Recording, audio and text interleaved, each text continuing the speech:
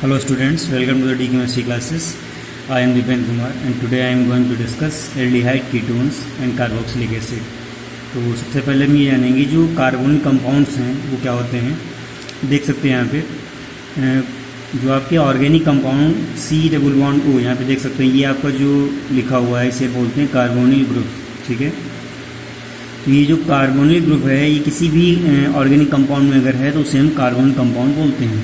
अब एक चीज़ और यहाँ पे जान लेते हैं, जो कार्बोनिल ग्रुप है उसकी वैलेंसी कितनी होती है।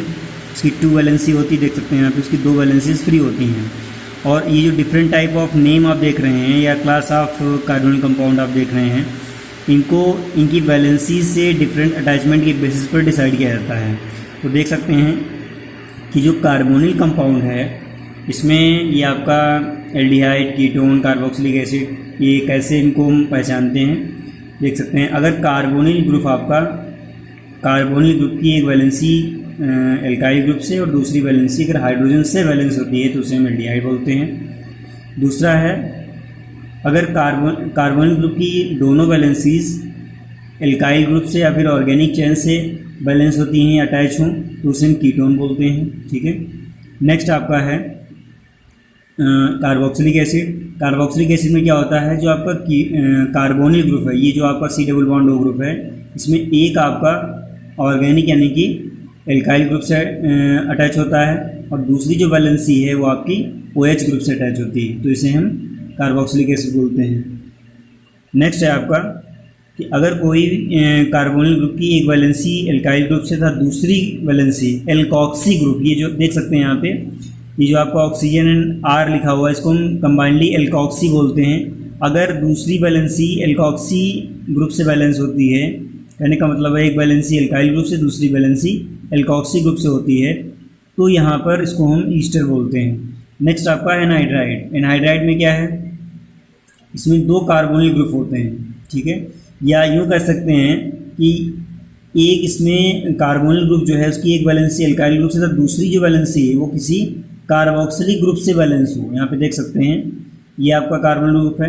ठीक है, इसकी ये वाली वैलेंसी एल्काइल ग्रुप से बैलेंस हो रही है और जो दूसरी वैलेंसी है ये COOR यानी कि कार्बोक्सिलिक ग्रुप से बैलेंस हो रही है। ठीक है, तो चाहे आप इसके रिस्पेक्ट में देखें या इसके रिस्पेक्ट में देखें, दोनों के रिस्पेक्ट में ये बात सही है, क्योंकि एक आपका हर हाल में एल्काइल ग्रुप से बैलेंस होगा, दूसरा कार्बोक्सिलिक ग्रुप से बैलेंस होगा। ये आपका CrCOO ग्रुप है और ये आपका कार्बन ग्रुप है। तो अगर ऐसा कहीं होता है तो सेम एनहाइड्राइड बोलते हैं। नेक्स्ट है अगर कार्बोनिल ग्रुप की एक वैलेंसी एल्काइल ग्रुप से दूसरी वैलेंसी किसी हैलोजन से, हैलोजन का मतलब क्लोरीन, ब्रोमीन, आयोडीन से अगर बैलेंस होती है तो उसको हम एसिल हैलाइड बोलते हैं। नेक्स्ट आपका है लैक्टोन। लैक्टोन में क्या है, एक साइक्लिक ईस्टर होता है। यहाँ पर कार्बोनिल ग्रुप की वैलेंसी, एक वैलेंसी ऑक्सीजन से बैलेंस होता है, दूसरी वैलेंसी कार्बन से बैलेंस होती है, और ये जो आपका बैलेंसी को बैलेंस करने के लिए जो एटम से अटैचमेंट होता है ये एक साइक्लिक चैन में होता है, ये चीज़ आपकी होती है, तो उसे लैक्टोन बोलते हैं। देख सकते हैं यहाँ पे ऑक्सीजन है। अगर यही चीज़ आपकी यहाँ पे नाइट्रोजन के साथ में आती है, यहाँ पे जैसे ऑक्सीजन था बैलेंस इसकी 2 थी, यहाँ पे नाइट्रोजन है इसकी बैलेंसी 3 होती है, तो यहाँ पर एक बैलेंस इसकी हाइड्रोजन से बैलेंस हो रही है।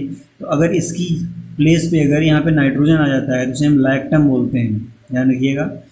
एंड लास्ट में आपका बचता है एमाइड। एमाइड में क्या होता है, कार्बोनिल ग्रुप की एक वैलेंसी एल्काइल ग्रुप से तो दूसरी वैलेंसी NH2 ग्रुप से, एमिनो ग्रुप से बैलेंस होती है, जिसे हम एमाइड बोलते हैं। तो आगे बढ़ते हैं, इसमें आगे कुछ ग्रीक सिस्टम्स होते हैं, अल्फा, बीटा, गामा, इनको हम कैसे डिसाइड करते हैं ये हम जानेंगे। देख सकते हैं यहाँ पर कार्बोनिल ग्रुप के रिस्पेक्ट में ये पोजीशंस आपकी डिसाइड की जाती हैं। जैसे पहला एग्जांपल है, देख सकते हैं यहाँ पे ये आपका कार्बोनिल ग्रुप है। ठीक है, कार्बोनिल ग्रुप के जस्ट बाद में जो पहला आपका कार्बन होता है उसे अल्फा कार्बन बोलते हैं, ध्यान रखिएगा। कार्बोनिल ग्रुप के जस्ट बाद चाहे लेफ्ट हो या फिर राइट हो, ठीक है, जैसे ये राइट है, आप इधर चलेंगे तो पहला कार्बन अल्फा, दूसरा कार्बन बीटा। सेम थिंग इधर भी आपका सेम चीज़ होगा। इस ग्रुप के रिस्पेक्ट में अगर राइट पे चलेंगे, पहला कार्बन अल्फा, दूसरा बीटा, तीसरा गामा एंड डेल्टा। ठीक है, तो ये आपका पोजीशन डिसाइड किया जाता है और इसको हम कार्बोनिल ग्रुप के बेसिस पर ही डिसाइड करते हैं, उसी के रिस्पेक्ट में करते हैं। नेक्स्ट आपका है ये देख सकते हैं यहाँ भी आपका यही है, पहली पोजीशन अल्फा, दूसरी पोजीशन बीटा और दूसरी साइड में अल्फ़ा बीटा गामा डेल्टा। इसको बीटा हाइड्रोक्सी कीटोन इसलिए बोलते हैं क्योंकि यहाँ पर बीटा पोजीशन पर OH ग्रुप लगा है, OH को हाइड्रोक्सी से मेंशन किया जाता है। नेक्स्ट आपका है अल्फ़ा बीटा अनसैचुरेटेड कीटोन। ये आपको अभी नेम रिएक्शंस में मिलने वाला है, इंपॉर्टेंट भी है, क्वेश्चन भी इससे आते हैं, ध्यान रखिएगा। अनसैचुरेटेड मतलब होता है कहीं पर multiple double bond. Alpha beta unsaturated इसलिए बोलते हैं क्योंकि जो कार्बन कार्बन डबल बॉन्ड है वो अल्फ़ा एंड बीटा पोजीशन पर होता है, ठीक है। इस मॉलिक्यूल में अभी यहाँ पर आपको दिख रहा है ये, ठीक है, ये इधर भी हो सकता था। तो अल्फ़ा बीटा अनसैचुरेटेड कीटोन का मतलब होता है कि अल्फ़ा बीटा पोजीशन पर कोई भी आपका अनसैचुरेशन हो, यानी कि डबल या ट्रिपल बॉन्ड हो, उसे हम, और उसमें साथ में अगर कार्बोनिल ग्रुप है तो उसे हम अल्फ़ा बीटा अनसैचुरेटेड कीटोन बोलते हैं। नेक्स्ट आपका है ईस्टर, ठीक है।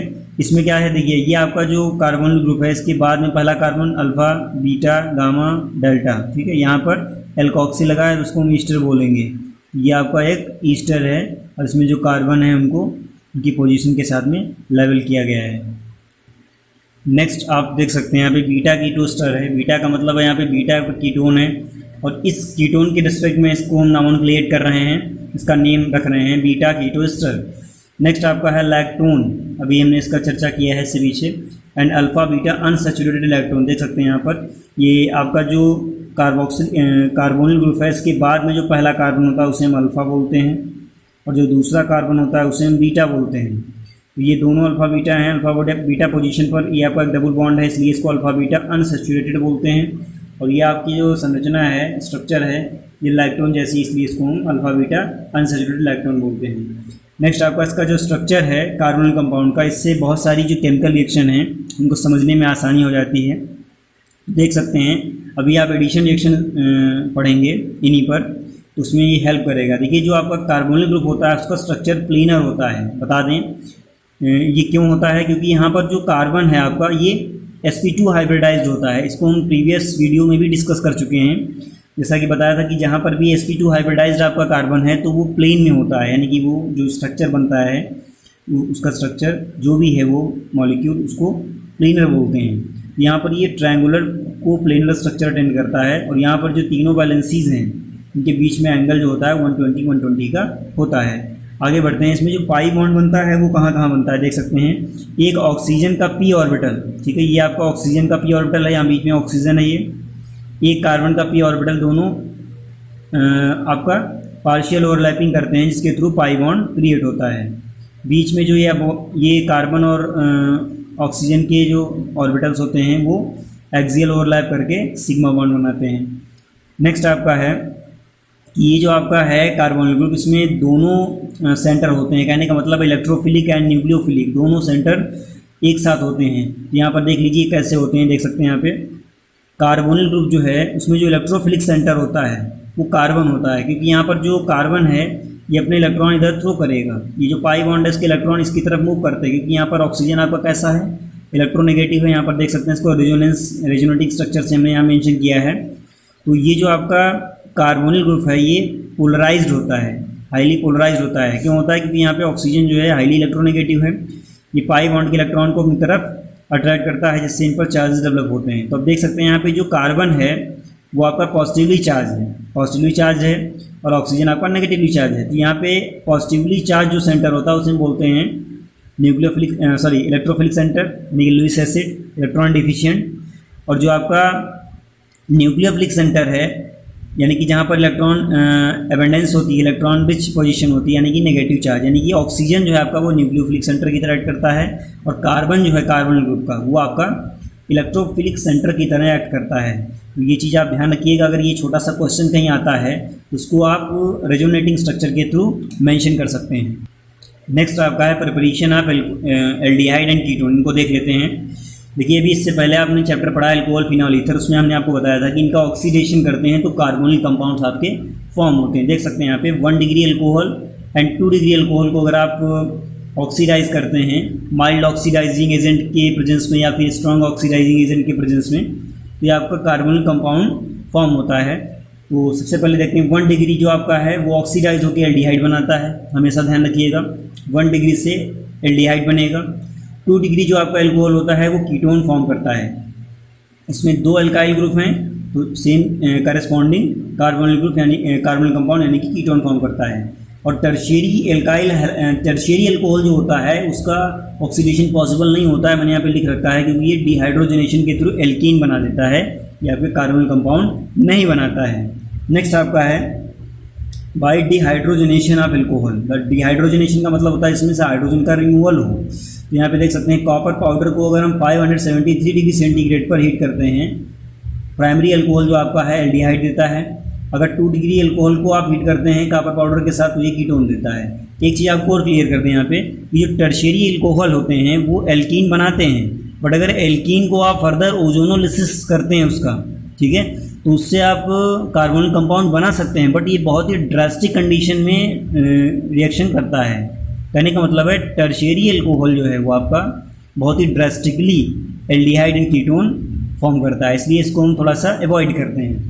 नेक्स्ट आपका बाय ओजोनोलिसिस, जिसकी भी हम चर्चा कर रहे थे। देखिए एल्कीन्स पर अगर ओजोनोलिसिस कराएंगे इन प्रेजेंस ऑफ रिड्यूसिंग एजेंट तो आपको कार्बोनिल कंपाउंड्स का मिक्सचर प्राप्त होता है। मिक्सचर आपको मिलता है, क्यों मिलता है? क्योंकि यहाँ पर जो आपकी ये सब्स्टिट्यूटेड एल्कीन है इस पर मैटर करता है, ये किस टाइप का है, डाई सब्स्टिट्यूटेड है, ट्राई सब्स्टिट्यूटेड है, उस पर मैटर करता है। तो ये चीज़ आपकी ओजोनोलिसिस के थ्रू कार्बोनिल कंपाउंड्स में कन्वर्ट किया सकती है। यहाँ पर जो रिड्यूसिंग एजेंट्स हैं उनको आपको ध्यान रखना है, जिंक मेटल या फिर आप डाई मेथाइल सल्फाइड को ले सकते हैं। डाई मेथाइल सल्फाइड CH3 का होल ट्वाइस S, इनमें दोनों में से किसी एक को यहाँ पर लेते हैं, ओजोनोलिसिस कराते हैं और ये आपको मिलता है। नेक्स्ट आपका है try substituted alkene. Try substituted alkene का मतलब है, यहाँ पे देख सकते हैं, यहाँ पे 3 हमने एल्काइल ग्रुप यहाँ पे दिखा रखे हैं। इससे प्रीवियस जो भी आपने स्टडी किया है उसमें हमने आपको बताया था कि वो डाई सब्स्टिट्यूटेड, इसमें 2 एल्काइल ग्रुप थे। अब देखिए ट्राई सब्स्टिट्यूटेड अगर लेते हैं उसका ओजोनोलिसिस कराते हैं इन प्रेजेंस ऑफ रिड्यूसिंग एजेंट तो आपका एक कीटोन मिलता है, दूसरा आपका एल्डिहाइड बनता है, ठीक है। यहाँ पे देख सकते हैं कीटोन में आपके 2 एल्काइल ग्रुप चले जाते हैं, एक जो आपका एल्काइल ग्रुप बचता है वो एल्डिहाइड में आ जाता है। तो एकदम कॉन्सेप्चुअल पॉइंट है, इसको लर्न रखिएगा, ये बहुत हेल्प करेगा जो आपके मिसिंग कंपाउंड्स या फिर कंप्लीट द रिएक्शन वाले क्वेश्चन आते हैं उनमें। नेक्स्ट आपका है tetra substituted alkene. Tetra substituted alkene अगर आप ओजोनोलिसिस करते हैं इन प्रेजेंस ऑफ रिड्यूसिंग एजेंट तो यहाँ पर दोनों ही आपको कीटोन मिलते हैं। अगर आपकी जो tetra substituted alkene different type of alkyl group से सब्स्टिट्यूटेड है तो उसमें आपको डिफरेंट टाइप ऑफ कीटोन मिलते हैं। अगर ये सारे आपके सेम हैं तो उसमें आपको एक ही कीटोन मिलता है, यानी कि जो मिक्सचर होता है उसको 2 बार रिपीट नहीं किया जाता है। यहाँ पे इसको 2 बार हमने इसलिए लिखा है कीटोन को क्योंकि यहाँ पर एक C2H5 है और एक में C2H5 और CH3 है, दूसरे में CH3 CH3, यानी कि दोनों जो कार्बोनिल ग्रुप की बैलेंसीज हैं वो सेम एल्काइल ग्रुप से बैलेंस हैं, इसमें डिफरेंट एल्काइल ग्रुप से बैलेंस हैं।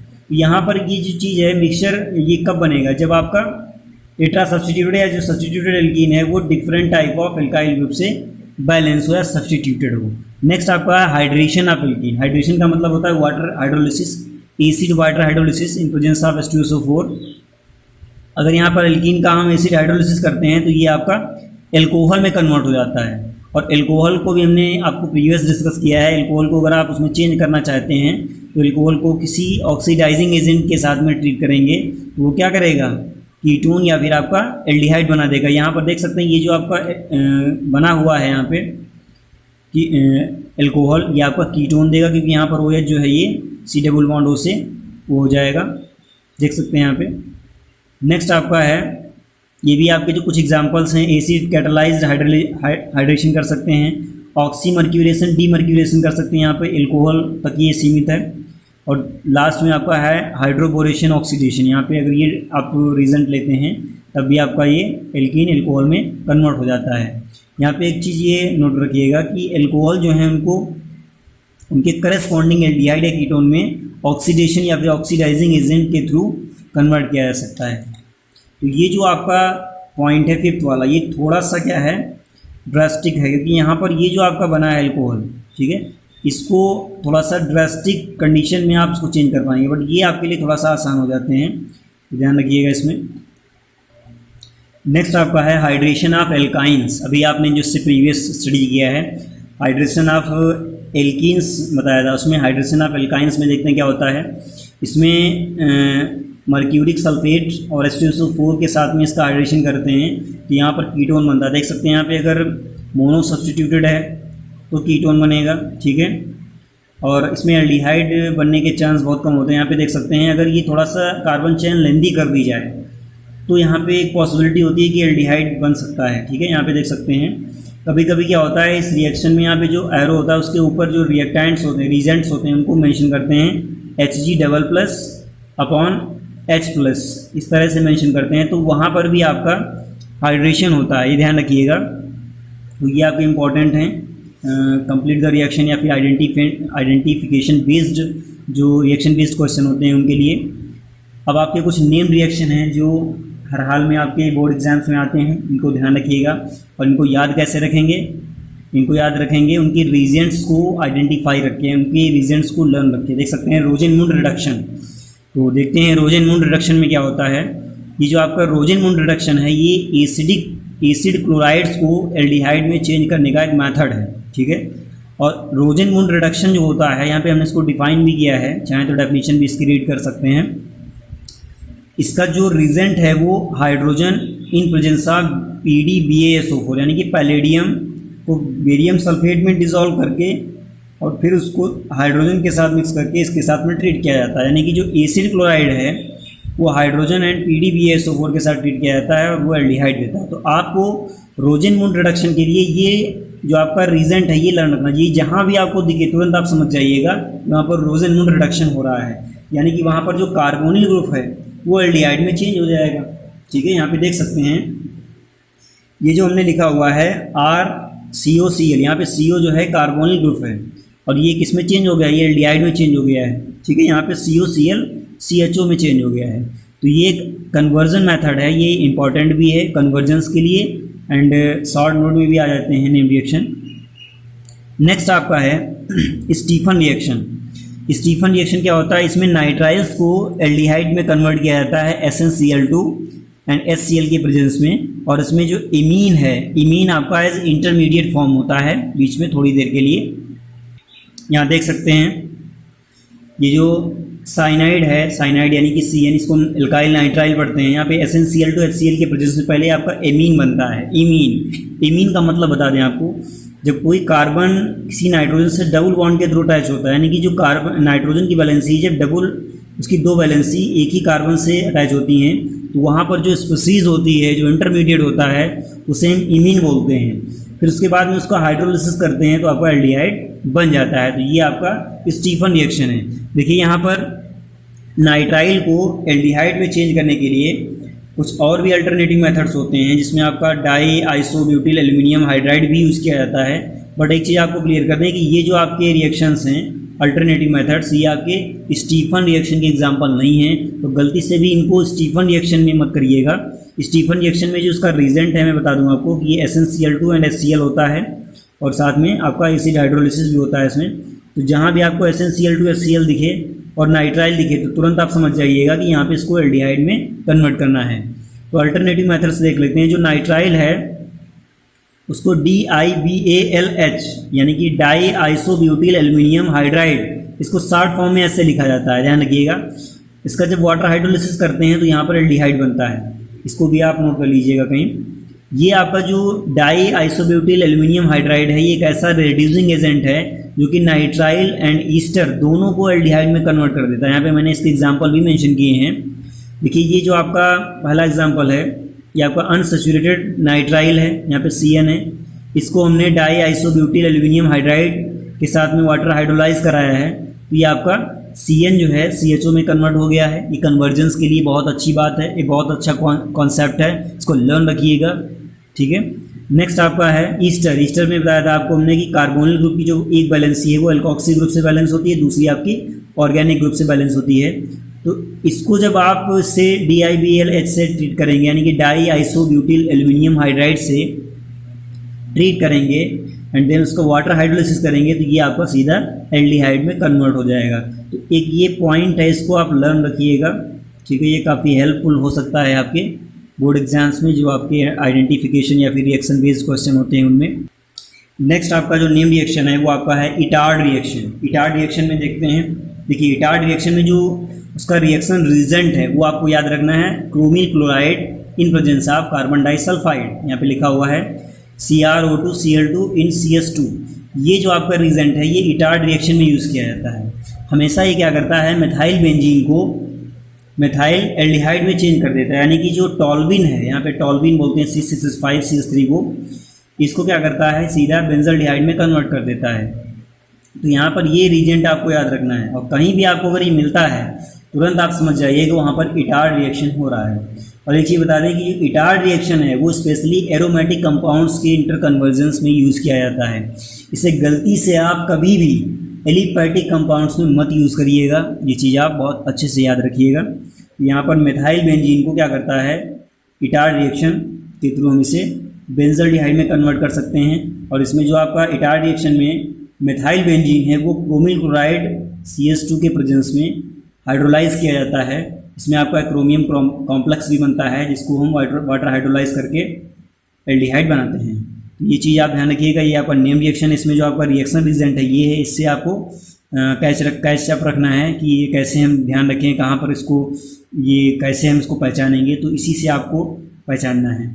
नेक्स्ट आपका अगर सब्सटीट्यूटेड कोई भी आपका टॉल्विन या सब्सटीट्यूटेड टॉल्विन है उसको कन्वर्ट करना चाहते हैं तो उसको आप क्रोमिक ऑक्साइड यानी कि क्रोमियम CrO3 के थ्रू कन्वर्ट कर सकते हैं। देख सकते हैं यहाँ पे एक मेथड दिया है हमने, एसिटिक एनहाइड्राइड के साथ ट्रीट करते हैं तो पहले आपका ये एक बीच में इंटरमीडिएट बनता है, नेक्स्ट उसका जब हाइड्रोलिसिस करते हैं तो आपका एल्डिहाइड बनता है। चाहें तो इन दोनों को एक साथ आप बीच में इसको हाइड कर सकते हैं। कैसे, इसको फर्स्ट करके दिखा सकते हैं, उसके नीचे आप H3O+ को दिखाएं और सीधे इसके बाद में यहाँ पर ये लिख सकते हैं, मेंशन कर सकते हैं रिएक्शन में। नेक्स्ट आपका है साइड चेन हैलोजिनेशन। ठीक है, अभी आपने प्रीवियसली एक चैप्टर पढ़ा था एल्कोहल फिनॉल ईथर में, उसमें आपका साइड चेन ब्रोमिनेशन था। यहाँ पर भी कुछ वैसे ही है बिल्कुल। यहाँ पर मिथाइल बेंजीन में क्या होता है, जो बेंजाइलिक कार्बन है, ठीक है, उस पर हैलोजनेशन होता है। यहाँ पे देख सकते हैं एक आपका बेंजाइलिक हाइड्रोजन यहाँ से रिप्लेस हो जाता है और उसकी जगह पर दो आपके CH2Cl2 यहाँ पे लिखा हुआ है, CHCl होगा यहाँ पे,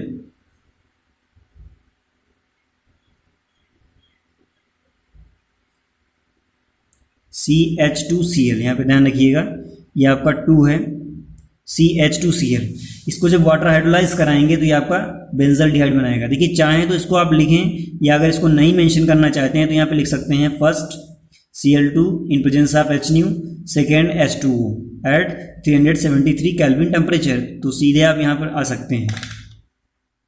नेक्स्ट आपका नेम रिएक्शन है गैटरमैन-कोच रिएक्शन। ठीक है, इसमें क्या करते हैं, इसमें बेंजीन को हम बेंजल्डिहाइड में कन्वर्ट करते हैं, यानी कि जो बेंजीन है, जो हाइड्रोकार्बन है, वो सीधे एल्डिहाइड में कन्वर्ट होता है। अब देखिए इसमें जो रीजेंट हैं, जैसे कि हम अभी प्रीवियसली आपको डिस्कस करते आ रहे हैं कि जो नेम रिएक्शन है उनको रीजेंट से ही लर्न रखना है।